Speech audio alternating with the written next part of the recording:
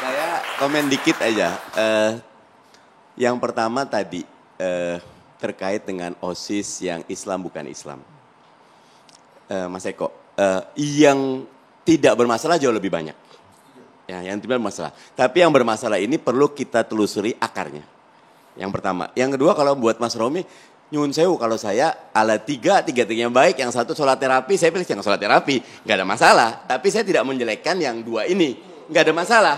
Itu preferensi gitu loh. Sehingga yang paling penting memang bagaimana ada kontestasi yang sehat dan segera Indonesia keluar dari kemiskinan, keluar dari ketidakadilan, keluar dari middle income trap. Dan karena itu kontestasi karya dan gagasan harus kita dorong. Jadi gini, pertama kan kita lihat rekam jejak orang. Di mana orang itu disebut berpikirnya fakultatif atau general. Seorang ketua senat mahasiswa di kampus, atau seperti saya di ITB, saya adalah aktivis utama Student Center ITB, itu sudah pasti itu berbeda dengan orang yang aktif di masjid. Dan Anies itu adalah ketua senat mahasiswa UGM. Ya, ini anak ITB, Romi, tahu kalau dia di Student Center itu artinya dia orang general. Kalau dia di senat mahasiswa pasti orang jenderal. Kalau dia di HMI atau dia di GMI dia dianggap fakultatif. Jadi kalau orang misalkan yang tidak pernah di senat mahasiswa, dia harus lihat lagi apakah dia pernah aktif di KNPI misalkan. Untuk melihat dia memang diterima dalam kepemimpinan yang sifatnya jenderal itu. Dan Anies itu dibandingkan Jokowi, dibandingkan Ganjar, dibandingkan Prabowo sudah mencapai tingkatan pemimpin di tingkat yang umum, di kampus yang plural, ya di UGM itu sebenarnya nggak usah dipertanyakan lagi. Jangan. Kemudian dia ini ikut terlibat dalam tim Jokowi ya sebagai juru bicara waktu Pilpres pertama.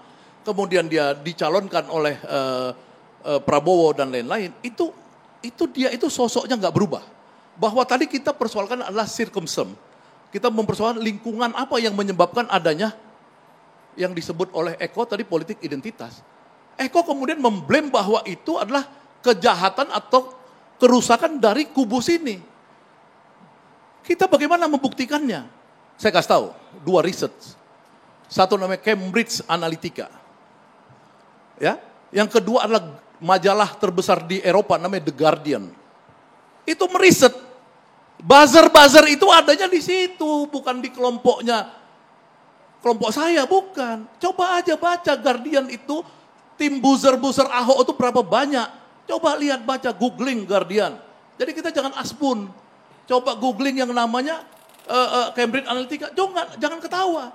Yang namanya saya ketawa dong dulu. Mas. Jangan karena gitu. kita bicara realita. Bukan realita itu. Kalau Anda itu, punya medsos, Ya. aktif di medsos, Anda akan tahu betapa luar biasanya yang namanya Muslim Cyber Army, ya. Pasukan-pasukan buzzer yang menghajar Jokowi, Ahok, yang memuja-muja Anies. Jadi nggak usahlah menyalahkan. Gitu. Dan Anda juga tidak bisa pakai pengalaman dia waktu mahasiswa. People change. Oh, ya, waktu mahasiswa it's okay. Ya, pengalaman waktu dia di Paramadina it's okay. Kalau dia tapi begitu pilgub, he has nothing to say.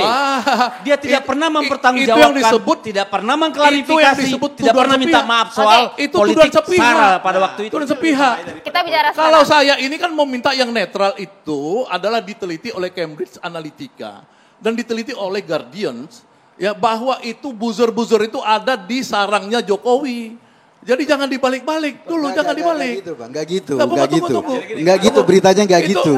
Influencer itu ada di sana, diban oleh negara. Bang, bahkan untuk kasus. Anda harus bedakan influencer ya dengan buzzer-buzzer itu. Influencer yang dalam konteks Cambridge Analytica itu adalah pemerintah. Itu bukan pemerintah Indonesia saja yang menggunakan influencer untuk memperkenalkan program-program negaranya. Memang banyak gitu loh. Tetapi bukan dalam konteks itu. Itu berbeda. Ya Anda baca dulu Guardian itu. Iya sudah. Ya kan itu kan perdebatan lama Bang. Itu perdebatan lama. yang sudah kita selesaikan. Itu fakta bahwa yang disebut permainan-permainan jahat di media sosial ini Enggak bang, ini dimulai bukan di rejim Jokowi. Bang, pada saat 2017 kalau tadi itu Deddy Sitorus fitnah. misalkan mengatakan Itu bukan fitnah bahwa buzzer-buzzer dan yang menyerang hanya kubu Dan- Jokowi. dan saya- Berarti Anda nggak pernah punya medsos. bukan saya nggak punya pernah medsos akun. melakukan Ya, kritik sosial ditangkap tidak. sama rejim Jokowi. Iya, tidak. Bang, Mbak, inilah. Jangan terlalu Anda flashback tahu dan nggak jadi kasusnya? pengalaman Kita ini pribadi ya Bapak-Bapak. kita Bang, gini Bang. loh. Kita bahas Kita masa malam hari kini, ini. kita bahas Kita masa sebagai kini. Kita bahas masa tokoh kini. harus pintar-pintar memilah-milah Ya. persoalan. Bukan mencampur aduk. Memilah-milah Jadi persoalan. biar jelas gitu loh. dalam Memilah-milah konteks persoalan 2017 keributan itu bukan cuma di medsos, keributannya di lapangan bang. Ada jenazah yang nggak disolatkan, itu keributan di lapangan Oke, bang. Bang, kita begini. kita tutup Maaf, sudah boleh kenangan tuh. masa Boleh lalu. tuh. Kita tutup sudah Di kenangan masa lapangan, lalu. bukan di Eko, please, medsos. please, Eko, please. Kita kembali ke topik kita kali Kamu ini, jangan Bang. melihat itu ada satu pihak seolah-olah itu ruang Nggak, kosong pihak problemnya lain. siapa yang diuntungkan Enggak, dalam Jangan Nah, keributan khawatir itu. Itu Bapak-Bapak diuntungkan. seperti ini digoreng lagi Pak Oke, jelang pilpres. kita jeda terlebih dahulu Ya. ya. Catatan demokrasi masih akan kembali untuk Anda sesaat lagi.